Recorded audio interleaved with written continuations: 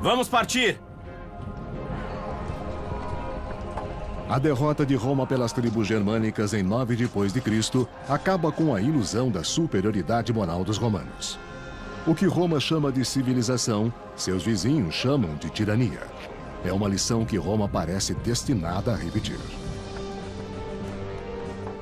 Agora, no século I depois de Cristo, as forças de Roma encontram-se em uma terra lendária que ainda está fora de seu alcance. Britânia. Protegida por densas florestas e habitada por ferozes estranhos, ela fascina e aterroriza os romanos. E conquistá-la será um feito glorioso, digno de um magnífico imperador. Roma, ascensão e queda de um império. A invasão da Britânia.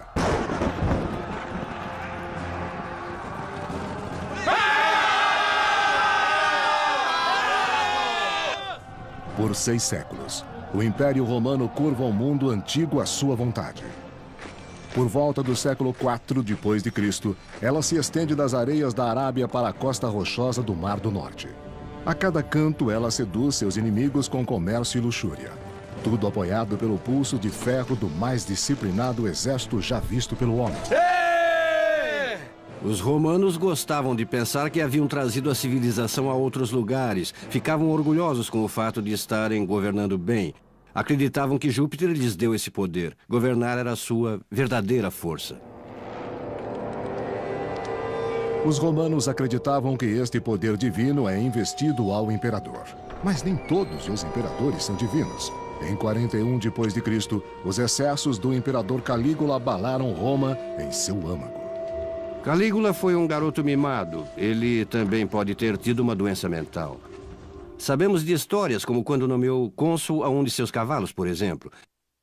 Ele constrói pontes, assim pode passar com sua carruagem por elas. Ele faz essas coisas bizarras e só para ter poder, para mostrar que tem poder. Um número significante de pessoas muito próximas a ele começam a sentir que existe perigo, que o imperador era instável demais, paranoico demais e provavelmente claramente louco demais. Membros da milícia de elite, como a guarda pretoriana, decidem que Calígula deve partir, antes que ele se volte contra eles. Decidem tomar uma atitude quando o imperador retorna de uma tarde de jogos.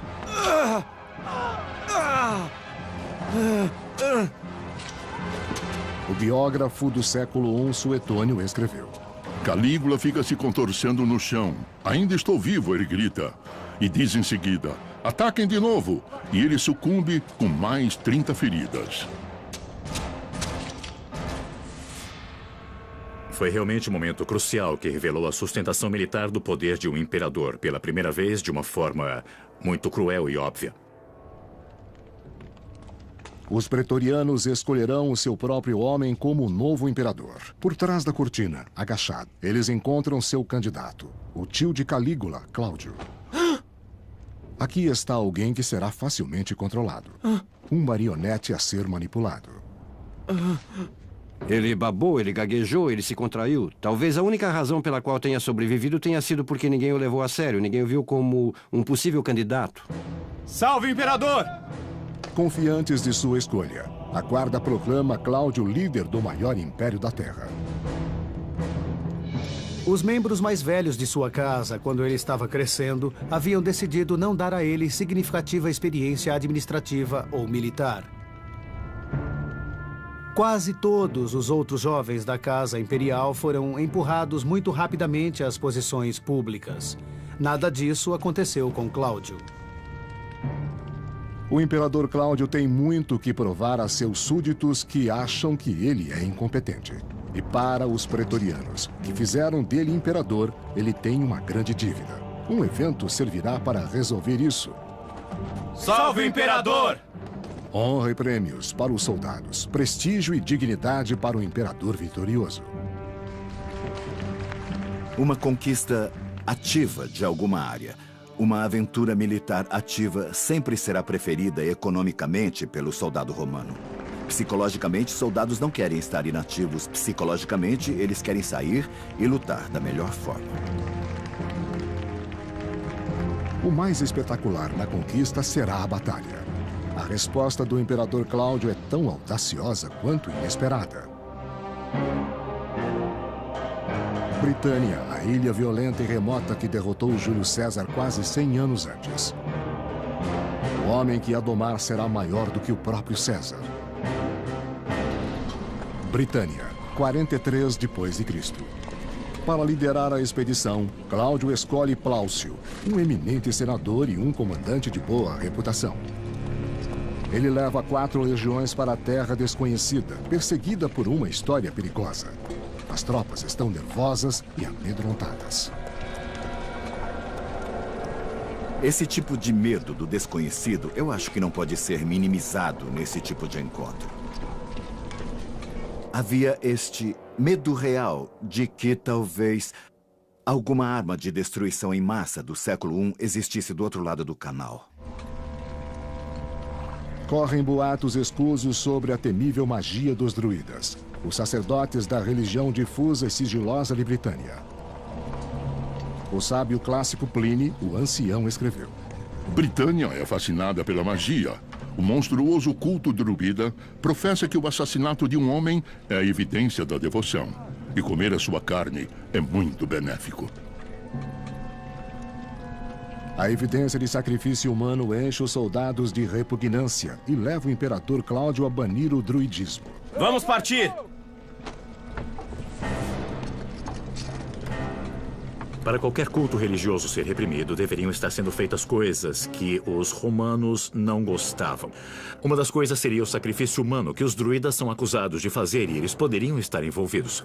Uma outra coisa poderia ser algum tipo de força desestabilizadora, política ou social. Política e magia, uma combinação mortal. Cautelosamente, os romanos marcham de sua posição provisória ocupada em Rutupiae, atualmente Richborough, em direção do Tâmisa, o rio que se limita com as vastas terras da poderosa tribo dos Catuvelaunos. Você entendeu? Entendi. Envolvido em mistérios druidas, Carataco, príncipe do povo Catuvelauno, não usa armadura. Em vez disso, ele confia na forte magia de sua pintura de guerra. Aparentemente era necessário muito estudo para os druidas serem capazes de dominar essas coisas. Talvez até 20 anos de aprendizagem para aprender os diversos textos, os poemas, os cânticos, as palavras de oração, a magia. Chamaremos isso de táticas de guerrilha de seus oponentes. Os sacerdotes druidas são líderes da rebelião contra os romanos. Eles passam livremente de uma tribo para outra, espalhando informações do inimigo e reunindo novos recrutas. Os druidas não eram apenas intermediários entre o povo e as mercadorias, mas eram juízes, eram líderes, eram indivíduos a serem considerados virtualmente em todas as áreas da sociedade céltica. Os druidas tinham uma participação, tinham poder. Vamos partir! Depressa! Togudum, irmão de Carataco e líder militar do reinado vizinho, chega com seus próprios soldados para dar apoio à resistência. Com suas forças combinadas, os príncipes enfrentam os romanos com suprema confiança. Os britânicos não tinham sido conquistados da última vez que os romanos passaram por lá. E é claro que estavam lutando em casa e conheciam o território. E tinham alguma experiência observando os romanos em ação. Por essas razões, eles podem ter se sentido mais confiantes e serem capazes de destruir as forças romanas quando elas chegaram. Gales tinha o terreno mais difícil e também tinha menos pessoas. Mas eram pessoas que estavam mais voltadas à guerra do que outras.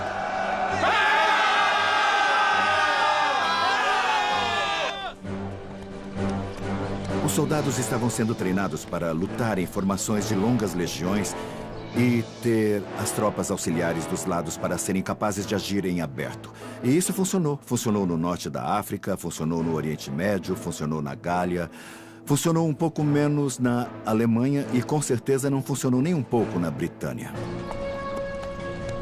Historiador do século III, Cássio Dio, escreveu: Os bárbaros se refugiaram nos pântanos e florestas, esperando desgastar os invasores em esforços infrutíferos. Eles sabiam da terra firme e as passagens fáceis em sua região podiam ser encontradas. As tentativas romanas para segui-los não foram bem-sucedidas. Se você está combatendo os romanos, me parece que a estratégia inicial de Britânia era realmente muito boa. Eles permitiram que os romanos desembarcassem sem oposição e eu acho que o plano era fazê-los chegar e então retirá-los quando estivessem presos mais no interior e não pudessem escapar. Quando Britânia ataca, é com astúcia e crueldade.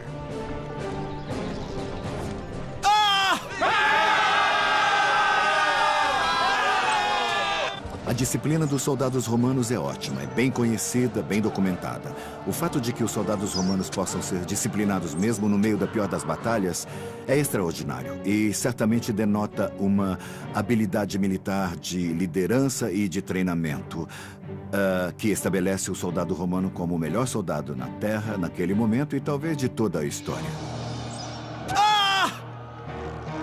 Em um conflito após o outro, Plaucio sofre derrotas humilhantes, mas ele permanece destemido. O exército romano, acima de tudo, era paciente. Não existe dúvida de vitória decisiva, que essa vai ser uma campanha e a campanha vai durar muito. Afinal de contas, para onde os romanos tinham que ir?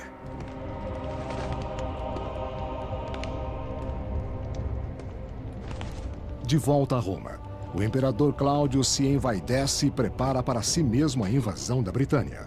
Logo ele irá ver pessoalmente ela se render. Pela primeira vez em sua vida, ele experimenta a aparência de guerreiro. Ele precisava demonstrar suas credenciais militares. Essa era uma parte essencial, estar aos olhos do público na Roma antiga, ser eficiente militarmente e ter alguma experiência em realização, preferencialmente a vitória em território inimigo. Cláudio planeja esmagar os bárbaros com a mais destrutiva e imponente arma do mundo clássico: a Batalha de Elefantes. Eles irão anunciar a grande entrada do imperador. Então Cláudio ensinará aos britânicos a se humilharem diante do onipotente Império Romano e exigir um pouco de glória para si mesmo. Em 43 d.C., o imperador Cláudio se prepara para conquistar a ilha da Britânia. Depressa! Ele manda seu general veterano Plaucio e 4 legiões para limpar seu caminho. No começo, os romanos, enganados pelos druidas, são atraídos ainda mais para dentro do território hostil. Mas agora Plaucio vê uma oportunidade de virar o jogo. Ele manda uma força especial de provincianos para lançar um ataque furtivo através do rio Tâmisa. O exército romano era composto de 2 tipos de soldados. Aqueles que eles chamavam de legionários, que eram os cidadãos romanos, e aqueles que eram chamados de auxiliares, que eram recrutados entre a população. Você entendeu? Entendi. Então Plaucio tem esses auxiliares nadando pelo Tâmisa. Não que os soldados romanos não pudessem nadar no Tâmisa. É que é mais perigoso, existe o potencial de perda de um grande número de tropas regulares. Então, por que não deixar os auxiliares fazerem isso?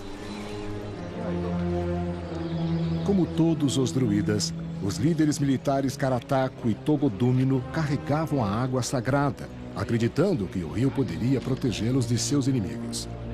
Sem estarem contaminados por esta crença, os auxiliares romanos cruzam silenciosamente sem serem vistos o Tâmisa. Eles provaram ser muito bons na identificação dos tipos de exércitos que estavam enfrentando. Quão unidos eram esses tipos de exército que estavam enfrentando, quais eram suas armas e armaduras. Então operavam como exploradores e pareciam entender um pouco melhor quem eles estavam enfrentando e quais eram os números. Tendo descoberto o que precisavam, os auxiliares mataram os cavalos dos bárbaros, acabando com qualquer possibilidade de uma rápida retirada.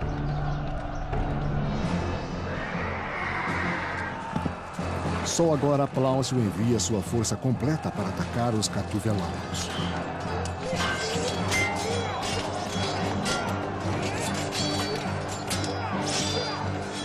As tropas estão lutando corpo a corpo. Isso se torna uma grande confusão, onde você está apenas tentando usar a força bruta para esmagar o inimigo, assustá-lo, combatê-lo, forçá-lo a se afastar e aí persegui-lo. Mas no segundo dia, a vantagem muda para a direção dos romanos. O exército romano emergiria vivo e saudável no fim do dia e capaz de lutar de novo quando o outro lado estava cambaleando com os efeitos psicológicos e emocionais da devastação que os romanos causaram a eles.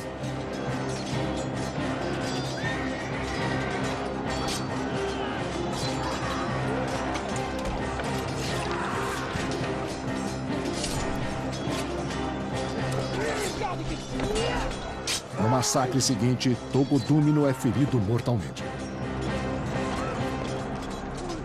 Incapacitados, os sobreviventes desaparecem nos pântanos.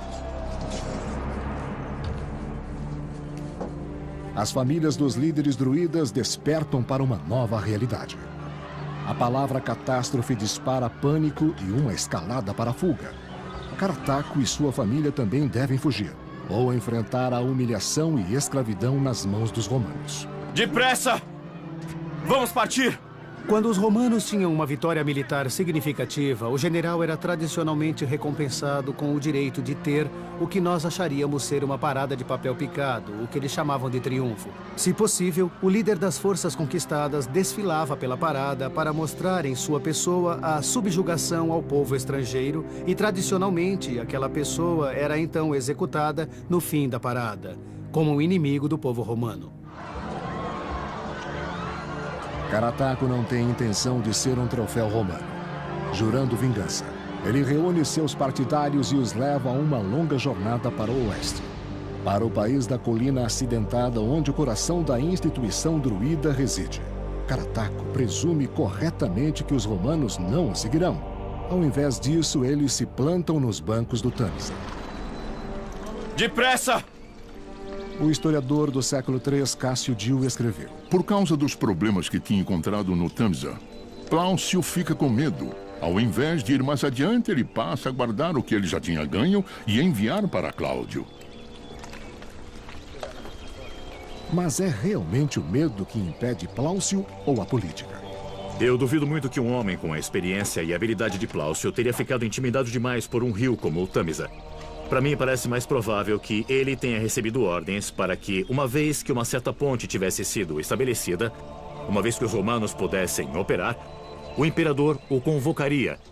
E ele então apareceria em pessoa para estabelecer a credibilidade militar que ele tanto necessitava.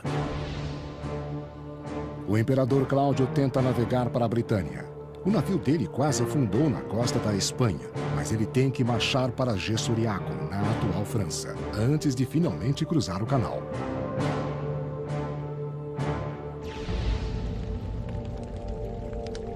É tarde na estação de campanha militar na época que ele chega.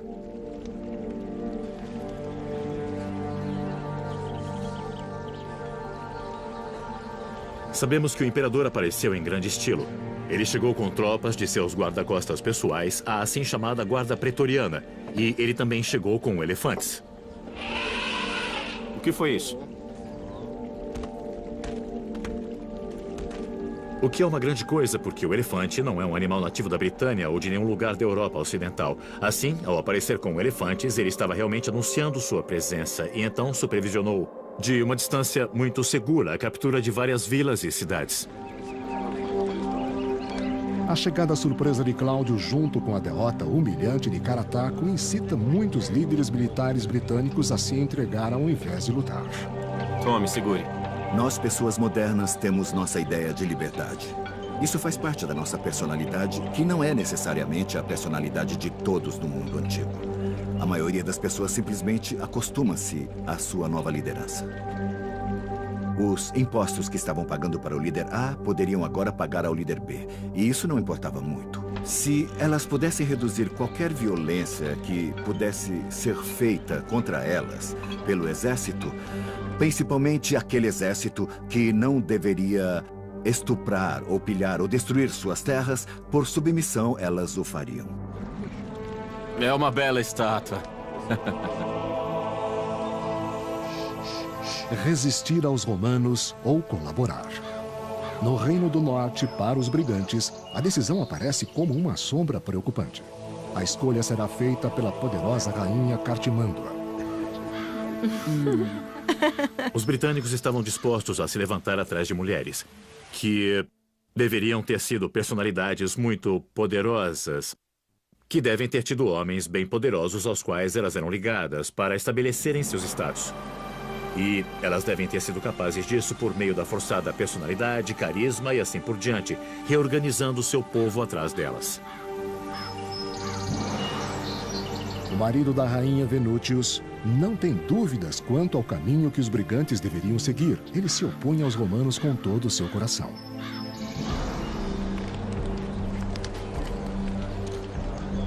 Na área que se tornará conhecida como Gales, não há indecisão. Aqui, o mais violento dos líderes militares adere às formas antigas e rejeita veementemente o domínio imperial. Os druidas se voltam aos seus deuses para conduzir os romanos para longe de sua costa. No momento de necessidade, eles realizam o seu maior mistério: o sacrifício de um homem vivo. O exilado Carataco torna-se seu honrado agente. Sua paixão incendeia a resistência.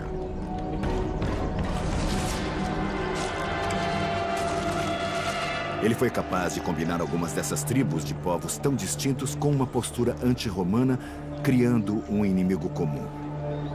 Isso deve ter feito dele a pessoa britânica mais carismática da época. Porque como ele poderia sair e convencer tantos indivíduos a se oporem à máquina de guerra romana? Limitado pelo inimigo comum e sua antiga religião, os celtas prometem lutar até um fim sangrento. A vitória em batalha reestabelece a confiança entre as tropas romanas. Eles não temem mais a Britânia. Aos poucos descobrem que o pior ainda está por vir. Em 43 d.C., o imperador Cláudio exige a vitória na Britânia, mesmo que tenha acontecido uma rebelião nos arredores da ilha. Ele estabelece uma província romana com sua capital em Camulodunum, atual Colchester, onde ele recebe a lealdade de uma dúzia de reinos. O apoio desses novos aliados contra os rebeldes dá proteção para a inexperiente província. Roma e Itália, 44 d.C. Depois de apenas 16 dias em Britânia, Cláudio retorna a Roma. No total, ele havia partido há apenas 6 meses, mas em termos de supremacia, ele estava a anos-luz de onde havia começado. Ele é um conquistador. O valor da propaganda de tal viagem é extraordinário. E isso deu a ele uma elevação em relação à política das pessoas, de um modo que é similar a um presidente moderno visitando suas tropas em fila, mesmo que ele nunca vá para perto da batalha. O historiador do século III, Cássio Dio, escreveu: O Senado deu a ele o título de britânicos. Eles também votam que deveria haver um festival anual para comemorar a conquista e que aqueles arcos triunfais deveriam ser erguidos. Os maravilhosos monumentos conhecidos como Arcos do Triunfo têm uma altura de 20 metros. Ele consegue um arco do triunfo com uma inscrição comemorando suas proezas ao conquistar a Britânia. Este é um monumento permanente na cidade de Roma com o seu nome nele, que indica Cláudio como o grande general e um ótimo conquistador. Então as honras militares são o ponto principal da razão para ir à Britânia. E este é o objetivo principal, antes de mais nada, para dar a Cláudio aquele grau de, como eu digo, credibilidade militar, reputação militar que ele não tinha anteriormente.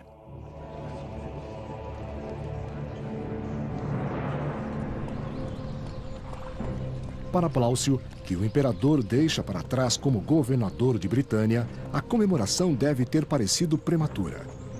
A qualquer momento que os romanos saiam de sua zona de segurança, se tornarão alvos de ataque de uma guerrilha bem orquestrada, inspirada por Carataco, o líder rebelde.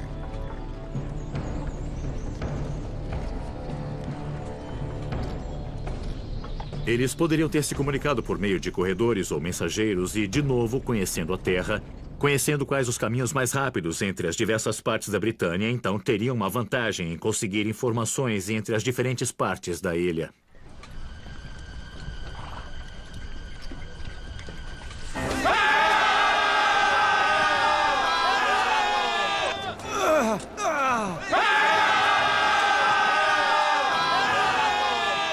Algumas das maiores emboscadas da história surgiram de simples troncos sendo empurrados ou pedras sendo jogadas nos soldados de cima de montanhas. Então aqui está o romano. Ele tem a sua lança convencional, tem sua espada curta que ele usava para combates próximos e de repente tem pedras sendo atiradas nele, tem lanças sendo jogadas nele, machados sendo jogados nele, tem árvores despencando, todas essas coisas provocando baixas.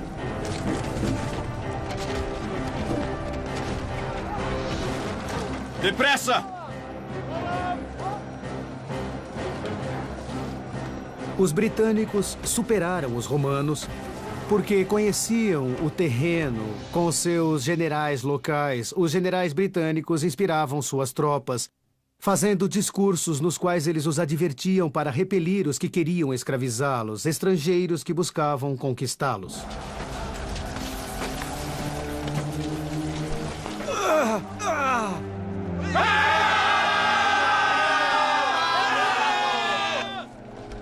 Carataco era muito eficiente em combate. Acho que isso é o que chamamos de guerrilha de combate. Os romanos, com certeza, chamavam isso de terrorismo ou rebeldia. Ele poderia ter chamado isso de resistência e foi bastante eficaz. Muitas vezes, os rebeldes desapareciam nas florestas depois de um ataque. Pálcio deve aniquilar a resistência ou observá-la destruir sua nova província. Isso significa que os oficiais em terra tinham que tomar decisões que não estavam diretamente escritas em nenhum manual de treinamento que eles tivessem pensado, mas, na verdade, tinham que se adaptar ao terreno e também às táticas. Chamaremos isso de táticas de guerrilha de seus oponentes. Em 45 d.C., ele envia uma onda de tropas de seus quartéis generais em Camulodunum. 3 legiões marcham para o sul, oeste e norte. A 9ª se dirige para a terra dos brigantes. Os corajosos brigantes controlam o lado norte, uma importante proteção para os outros bárbaros. Para o embaixador romano, a cooperação da rainha Cartimândua é a chave. Você está tentando dividir e conquistar. Você está tentando separar e isolar grupos individuais, dominá-los e ter amigos nos campos de casa. É uma grande vantagem. Cartimândua aceita a oferta imperial. Afinal, com uma legião pronta para atacar, suas opções são limitadas. O que de bom você está fazendo para o seu povo se a escolha não é entre liberdade e conquista, mas entre colaboração ou destruição?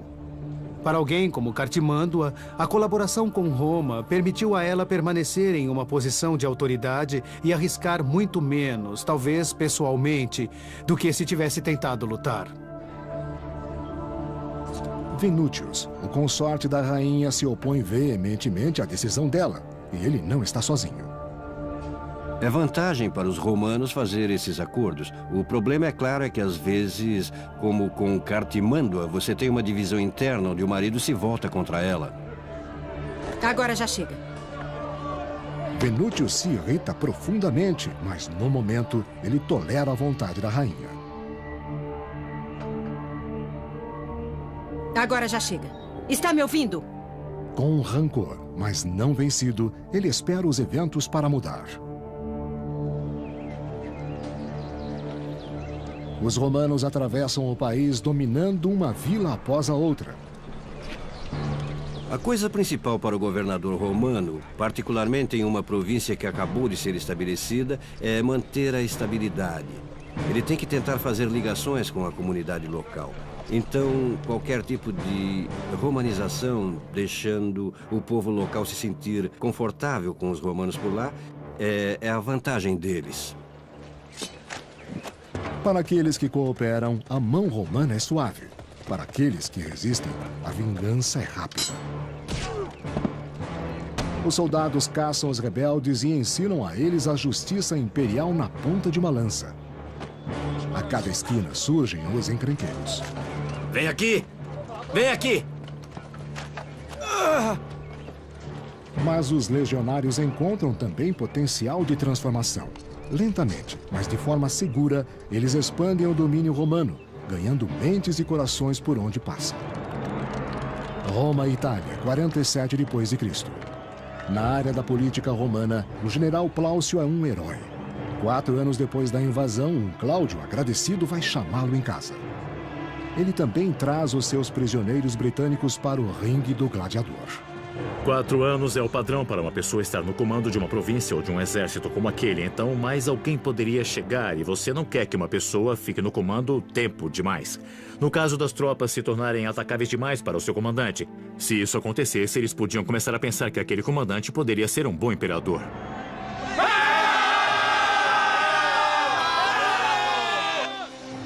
O historiador do século III, Cássio Dio, escreveu: Nos combates de gladiadores, muitas pessoas tomam partido, incluindo os prisioneiros britânicos.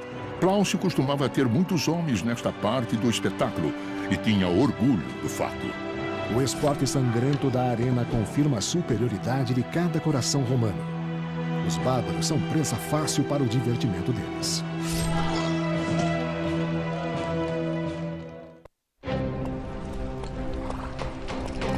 Em 41 depois de Cristo, os romanos reivindicavam a parte sul da Britânia. Alguns líderes, como a rainha Cartimândua de Brigantes, vinham para o lado imperial voluntariamente. Mas muitos escolhiam lutar com o príncipe rebelde Carataco. O trabalho de pacificação de uma população ao ponto dos exércitos romanos poderem ser retirados de uma província era um processo árduo. Os romanos devem ter observado por muito tempo o processo de anexação e conquista. Depressa! Eles devem fazer isso quando enfrentam um oponente carismático como Carataco. Carataco pode ter feito a mais significante das rebeliões. Ele parecia ter sido capaz de combinar a maioria do povo britânico e eles tiveram sucesso. Britânia, 47 depois de Cristo. As vilas romanizadas cambaleavam sob os ataques audaciosos de Carataco. A sua surpreendente sequência de vitórias o tornou o primeiro dentre os chefes britânicos. Todos contavam com ele para tirar os invasores de suas margens. Em novembro, quando ele soube que um novo governador romano foi designado para a Britânia, Carataco lança seu mais rancoroso ataque. O novo governador Escápula tem uma recepção sangrenta em sua província. Mas as coisas não acontecem como Carataco prevê. As tropas romanas nunca vacilam.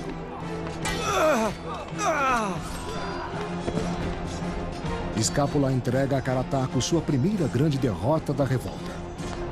Ainda assim, o líder rebelde permanece desafiador. Carataco se retira para o sul de Gales e inicia ali uma revolta. Conforme se espalha para o norte através da cidade de Colina, Escápula tira a 9ª Legião para fora de Brigantes e se dirige para o oeste. Tudo o que ele encontra são mulheres e crianças. Os rebeldes tinham desaparecido como fumaça nas colinas. A rebelião de Welsh floresceu como quase todas as rebeliões em Gales irão florescer no início do período moderno, simplesmente porque é difícil lidar com os rebeldes.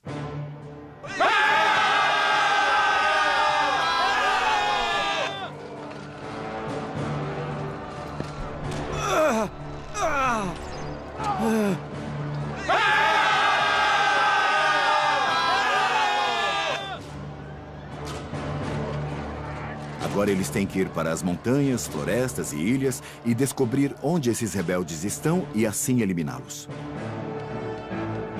Na verdade, não é diferente da situação que os soldados americanos encontraram em histórias populares como o Vietnã, onde os americanos se viram lutando em terreno de floresta, onde a qualidade do seu treinamento em outro lugar não os preparou para a habilidade do inimigo de se fundir com o cenário. A solução de Escápula é obstruir seus esconderijos. Ele destrói cada vila rebelde e segue adiante. Mas atrás dele, ataques desleais ameaçam uma segunda rebelião. Nas florestas de Brigantes, os druidas estão reunidos. O povo de Brigantes vê os romanos se dirigindo para Gales, que é um território muito difícil, e dizem: bom, essa é uma boa chance. Quando estiverem ocupados por lá, podemos causar problemas atrás e ter alguma vantagem. Se fossem pegos, talvez, entre duas forças, seriam destruídos.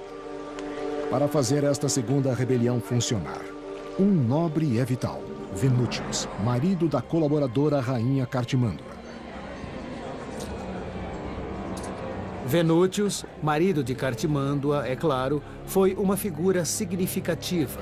Ele propriamente não possuía uma posição hereditária, mas ele era talvez o líder masculino de mais alto posto no reino. E como tal, sua ruptura com sua esposa proporcionou um foco muito significativo para alguém com aspirações para a rebelião. Os nobres rebeldes discutem o nome de Venútius e a lealdade. Quem, afinal, se beneficiaria mais se sua esposa rainha fosse derrubada? Mas eles subestimaram o alcance de Cartimândua. Ela tinha espiões em todos os lugares. Quando os nomes dos líderes são revelados pelo próprio servo de seu marido, ela descobre que seus mais valiosos guerreiros estão envolvidos. Desesperada, ela volta para Roma. Reis e rainhas dependentes, chefes que apoiam os romanos, estão apoiando-os porque os romanos fizeram algum tipo de acordo. Em outras palavras, nós viremos em seu auxílio. É um tipo de acordo existente. Através do enviado romano, ela manda uma mensagem para Escápula. Ele deve retornar a Brigantes imediatamente e honrar a promessa de Roma de protegê-la. O momento não poderia ser pior para Escápula. Ele não tem escolha a não ser partir de Gales e marchar com a 9ª Legião de volta para o leste para apoiar a rainha. Sua partida cria uma abertura para Carataco e os rebeldes de Welsh. Com os romanos retirando-se, guerreiros de toda a Britânia se unem a Carataco. Eles trazem suas armas, crenças antigas e suas famílias. Desta vez, a resistência não vai desaparecer. Carataco ordena às suas tropas que cavem trincheiras.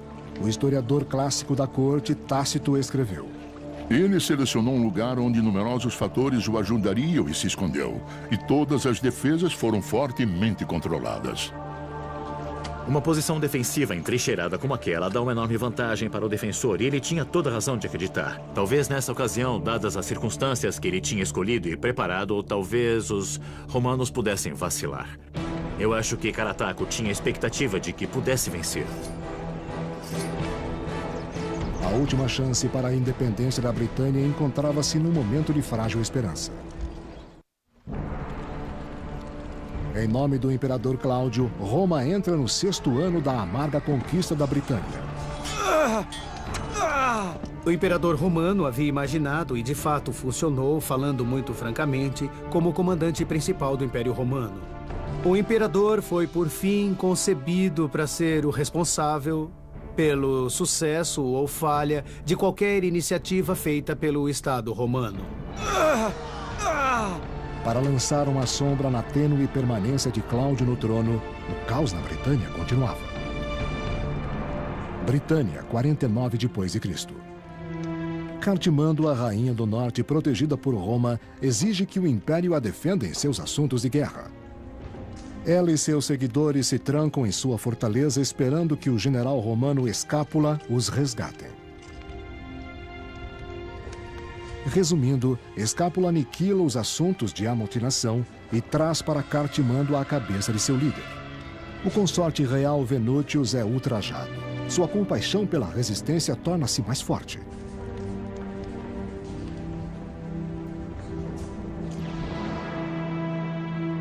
Finalmente, Escápula marcha para Gales com a 9ª Legião. Desesperado para acabar com Carataco, ele dobra o contingente de sua tropa, ordenando que a 20ª Legião também saia de Camulodunum. Em 50 depois de Cristo, com a honra do Império pesando sobre ele, Escápula lidera milhares de homens, os mais altamente treinados na terra, contra um inimigo bem entrincheirado e determinado.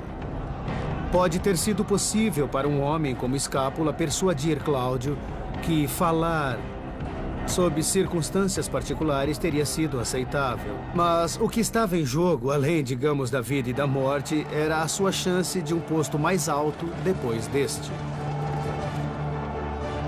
A falha não é uma opção, mas a vitória não será fácil.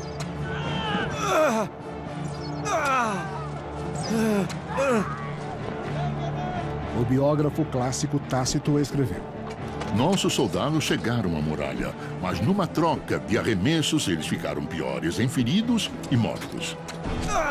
Os romanos simplesmente se reagruparam e voltaram mais uma vez. Roma assume o controle. Roma se torna Roma, a máquina de guerra. E não existe futuro para a rebelião. E é assim precisamente que a história é contada.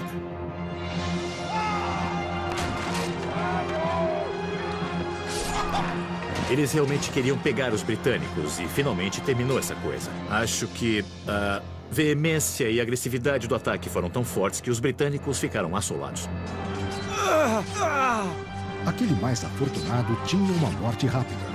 O restante logo era capturado.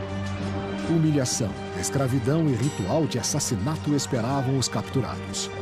Para o seu horror, Carataco percebe que sua esposa e filhos estavam entre eles. Carataco escapa.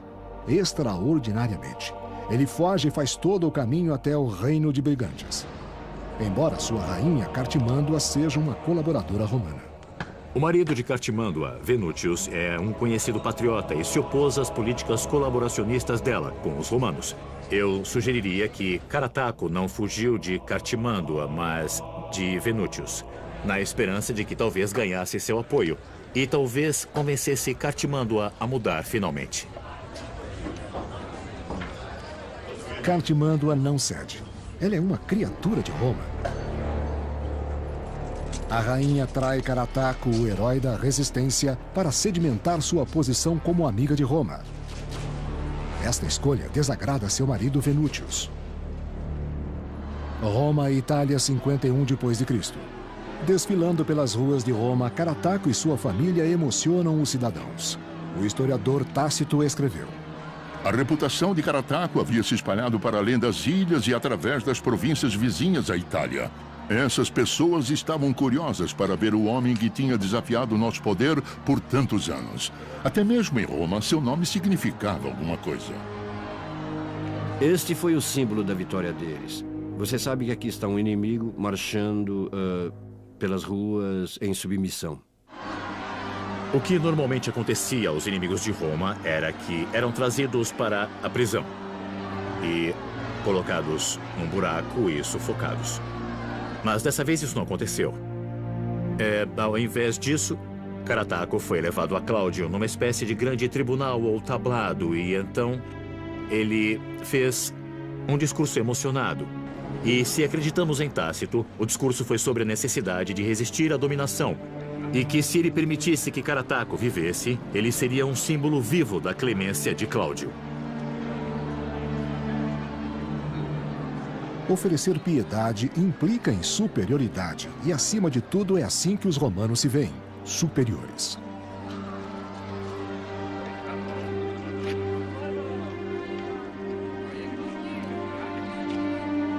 Comovido pelo discurso de Carataco, Cláudio concede a ele e a toda a sua família o perdão. Ele deve ter sido levado para uma vila em algum lugar nas vizinhanças de Roma, onde poderia ter vivido sua vida em relativo conforto. Mas é claro, sem liberdade. Em uma gaiola dourada. A adaptação de Carataco está finalmente completada. A romanização da Britânia não foi tão suave. Depois de uma década, os rebeldes surgiriam de novo, desta vez com Venútius como seu líder. Até um século mais tarde, a fronteira do norte permanecerá indomável. Ela nunca foi completamente romanizada, é apenas muito distante. E os romanos irão ter que construir o muro de Hadrian para manter os invasores afastados do norte. Será difícil manter e finalmente eles irão abandoná-lo. E, francamente, não sobrou muita coisa do domínio romano em Britânia. Conquistada para apoiar a reputação de um imperador, a ilha perdeu homens e recursos por séculos. E Quando Roma caísse finalmente, a Britânia seria a primeira a voltar ao seu estado bárbaro. Imperador. Mas nem todos os imperadores são divinos. Em 41 d.C., os excessos do imperador Calígula abalaram Roma em seu âmago. Calígula foi um garoto mimado. Ele também pode ter tido uma doença mental. Sabemos de histórias como quando nomeou cônsul a um de seus cavalos, por exemplo. Ele constrói pontes, assim pode passar com sua carruagem por elas. Ele faz essas coisas bizarras e só para ter poder, para mostrar que tem poder. Um número significante de pessoas muito próximas a ele começam a sentir que existe perigo, que o imperador era instável demais, paranoico demais e provavelmente, claramente, louco demais. Membros da milícia de elite, como a guarda pretoriana, decidem que Calígula deve partir, antes que ele se volte contra eles. Decidem tomar uma atitude quando o imperador retorna de uma tarde de jogos.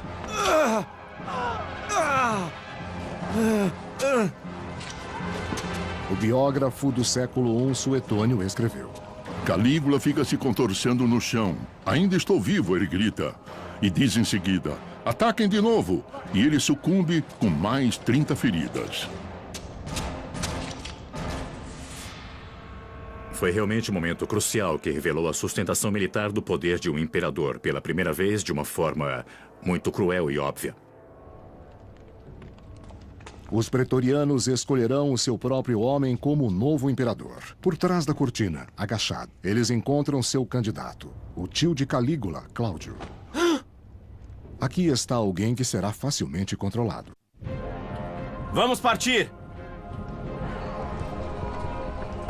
A derrota de Roma pelas tribos germânicas em 9 d.C. acaba com a ilusão da superioridade moral dos romanos. O que Roma chama de civilização, seus vizinhos chamam de tirania. É uma lição que Roma parece destinada a repetir. Agora, no século I d.C., as forças de Roma encontram-se em uma terra lendária que ainda está fora de seu alcance. Britânia. Protegida por densas florestas e habitada por ferozes estranhos, ela fascina e aterroriza os romanos. E conquistá-la será um feito glorioso, digno de um magnífico imperador. Roma, ascensão e queda de um império, a invasão da Britânia.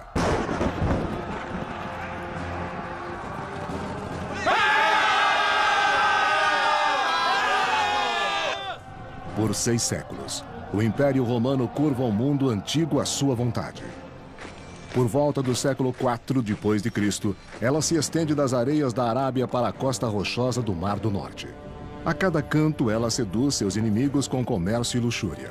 Tudo apoiado pelo pulso de ferro do mais disciplinado exército já visto pelo homem. Os romanos gostavam de pensar que haviam trazido a civilização a outros lugares. Ficavam orgulhosos com o fato de estarem governando bem. Acreditavam que Júpiter lhes deu esse poder. Governar era a sua verdadeira força. Os romanos acreditavam que este poder divino é investido ao um marionete a ser manipulado. Ele babou, ele gaguejou, ele se contraiu. Talvez a única razão pela qual tenha sobrevivido tenha sido porque ninguém o levou a sério. Ninguém o viu como um possível candidato. Salve o imperador! Confiantes de sua escolha, a guarda proclama Cláudio líder do maior império da Terra. Os membros mais velhos de sua casa, quando ele estava crescendo, haviam decidido não dar a ele significativa experiência administrativa ou militar. Quase todos os outros jovens da Casa Imperial foram empurrados muito rapidamente às posições públicas. Nada disso aconteceu com Cláudio. O imperador Cláudio tem muito que provar a seus súditos que acham que ele é incompetente. E para os pretorianos, que fizeram dele imperador.